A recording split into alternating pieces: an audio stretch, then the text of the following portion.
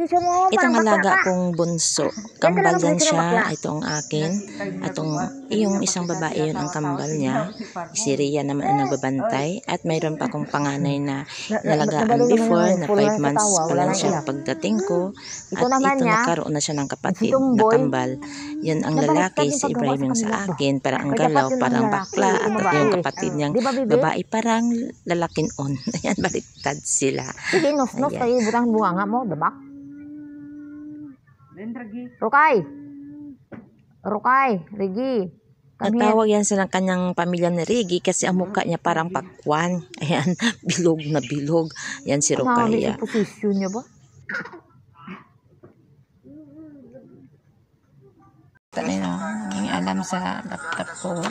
Nawala si Pilipinas with this vlog dahil sa pindot-pindot niya. Tingnan yung pindot-pindot niya. Ayan si Rukaya, napakilaman niyang aking laptop. Kala niya nawala. Kasi nagsusupport ako sa isa sa mga friend ko sa YouTube.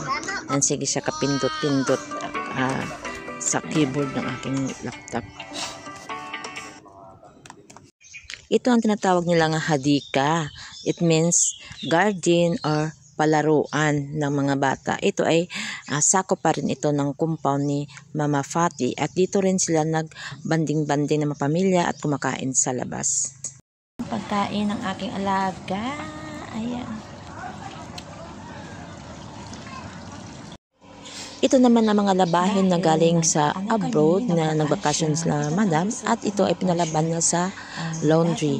Kasi ganyan talaga siya eh. Tinutulungan niya talaga ako sa mga gawaing bahay. Ganyan. Ayan, pinapadala niya doon sa laundry. Pati ang mga bed cover, ang mga kumot. Para hindi na ako mahirapan sa paglalaba. Ang nilaban ko lang ay konti na lang. Ganyan kabait ang aking ama. Hindi niya ako pinapabayaan sa mga labahan. Kung makita niya nga marami na ito. Kahit na malaki ang kanyang bayad, okay lang sa kanya. Ito naman ang kasamahan ko sa Kirawan, sa bahay ni Baba. Ayan, si Maricel, ang katulong ni Baba. At ito naman si Christine, ay katulong naman ng kapatid ng amo kong lalaki. Iyon, dito kami sa kusina, kumakain, nagbabanding. Habang kumakain kami nila Christine at ni Maricel, ito naman si Joy, hindi siya sumali sa amin. Dito siya nakaupo sa isang sulok, malungkot, may problema sa Pilipinas. Hindi ko lang alam, pero nabidyohan ko nga hindi niya namalayan. At malalim ang kanyang iniisip. At yun, nakatingin siya sa akin at nagulat siya, nabidyohan siya. After namin kumain doon sa Kirawan, ito naman, pumunta naman kami sa bahay ni Mama Fati, which is nanay ng madam ko. At habang ito, ang aking alagang panganay, binabantayan ng kanyang kapatid na lalaki, ako naman ay nagliligpit ng basura para itapon ko kaagad kasi hindi ko ni-imbak ang mga basura.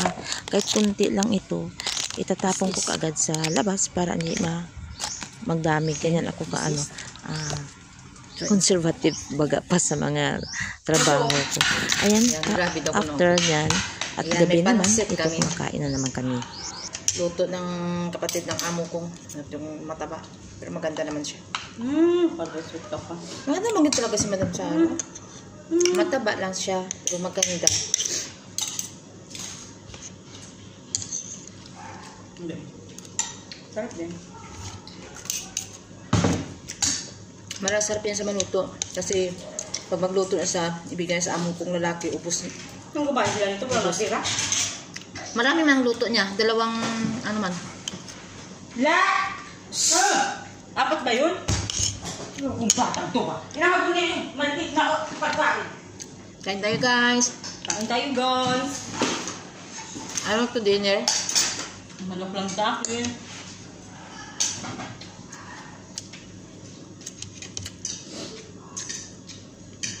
Nuggets.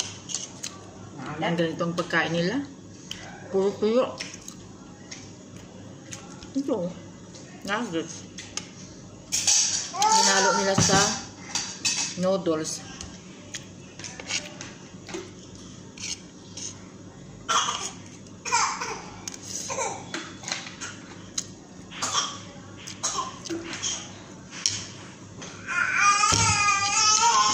Parang mukbang. Mukbang na to.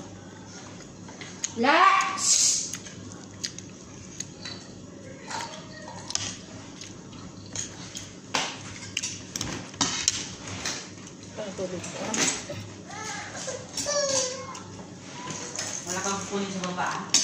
Ikasama ko kung matikrasit.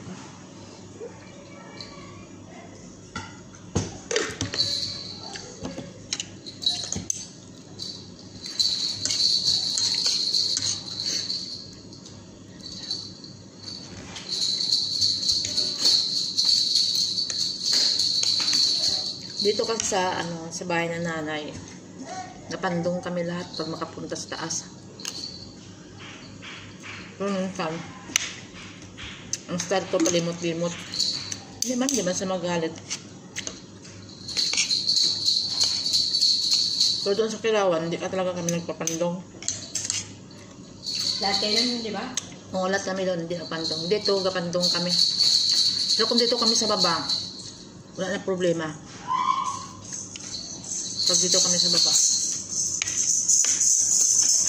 Kahit sa taas, kung doon kami sa Duania, basta lang hindi kami makita ng lalaki dito. Wala bang problema.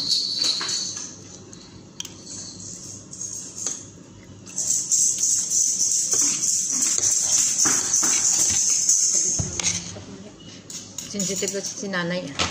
Okay. Pero ang amo namin, wala nang problema kahit amo ni Bunso. Amo.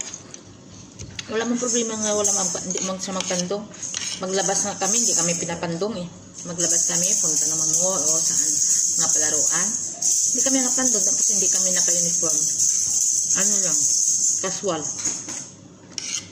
Pero kapag dito kami kay nanay,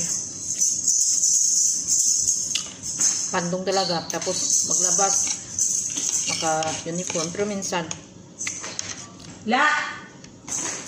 hindi naman siya nag-ano. Igad. Siyempre matagal na ako. Hindi naman siya nag-react. Tahimik mo lang siya. Kasi galing sa Pirawan, magpunta ako dito. Wala ako pandong. Asal ako pasok ako dito, wala ako pandong. Magsalam ako sa kanya. Pagpaba ko, pag-akit ulit, magpandong ako. Kasi iniiwan ko man dito ang pandong. Napapasit na naman para hindi ko mapansin. Yun ang tradisyon nila dito. Hindi pa makuha-kuha. Nakulkuin mo ko. Unang abot ko dito, Ika na, bibig ka. talagang pandong kami. Kahit sa Kirawan. Kasi ako na isa Pilipina. Lahat ng mga ibang lahi nagpapandong. Kung ngayon, kasama ko na ngayon mga puro na Pilipina. Tapos, yung isa kong kasama doon, hindi yung pinapandong. Tapos ang isa ditong Pilipina, kasama ko yung sa anak ng nanay dito na lalaki, Pilipinang katulong, pero dati itim din. Itong itim dati, hindi nagpapandong. Kami lang dito sa baba nagpapandong. Mas third floor. Kasi ayaw ng nanay na nagpapandong ang katulong. Ayaw ng nanay na mag-uniform eh. Kaso wala man magawa kasi gusto ng nanay dito mag-uniform. Yun ang ano yung nanay dito. Ito lang doon na sa Pirawan. Yung isang kasama, nagpaalam sa tatay namin doon. Yung tatay ng amo ko lalaki. Sa ama niyang babae. Yung anak sa dalaga. Na tanggalin niyang pandong. Nag-ano man siya. Ang okay man. Sabi na okay. Eh, Christian man kami. Ngayon, nanggal naman yung pandong. Ano naman ito, ate? Sardinas na. Tapos, yung mga kamag-anak nila dumating, nagtakas na bakit wala kami pandong. So, ang sabi ng mga amo namin, mga Christian man yun sila, pwede man hindi magpandong kasi Christian. Yun. Wala kaming pandong. Dito lang kay nanay, pero hindi naman si nanay, anong ganyan, strict ko. Kasi minsan, kahit na magpandong ko sa taas, magpasok ko sa may prayer room nila o sa may sa Duania, tinatanggal ko pandong ko kahit na magligpit ako sa kwarto ng ama ko, basta walang tao, tanggal ko yun. Kahit mula pa noon, nababantay ko sa panganay ko, baby, sa kwarto ng ama ko. Tinatanggal ko yung pandong. Kahit makita ko ng amo ko, wala ko. Makita ko ng ama ko, wala problema yun. Basta sa loob lang. Huwag lang sa sala. So ngayon, okay na. Ano to? Ito nga. Bakit mo pa napit sa atin? Hindi kung ano sa amin ba? Dalawa o... Kuha lang kayo, makala niya ubusin.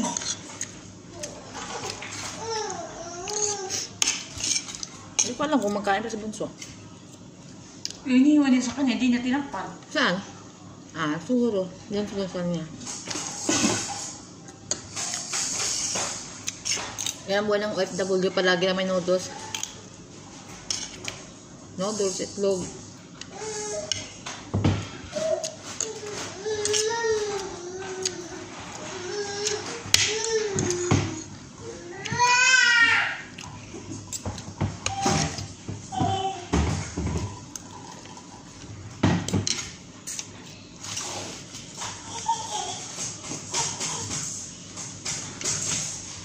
One more time. Wala. Wala ang serving spoon dito Diba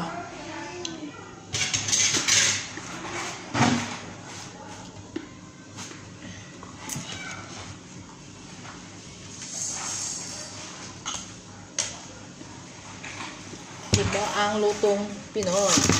Kasi wala mantika sa aming kanin.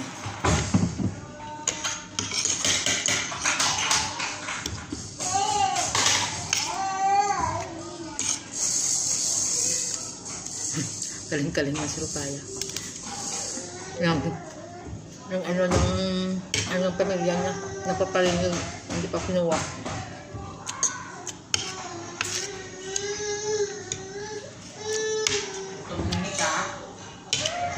Ito ang aming tubig,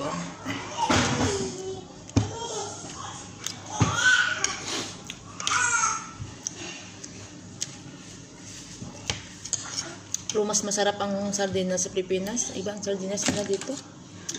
Walang lasa. So, sa Pilipinas, yung mayangtang, ligo, yan. Mega sardines. Masarap doon. Gusto ka rin eh. Dahil yung laro ang pinapaiyakan niya. Ay. Dito na muna kasi umiyak ang lakad namin kaya yung isang kambal umiyak.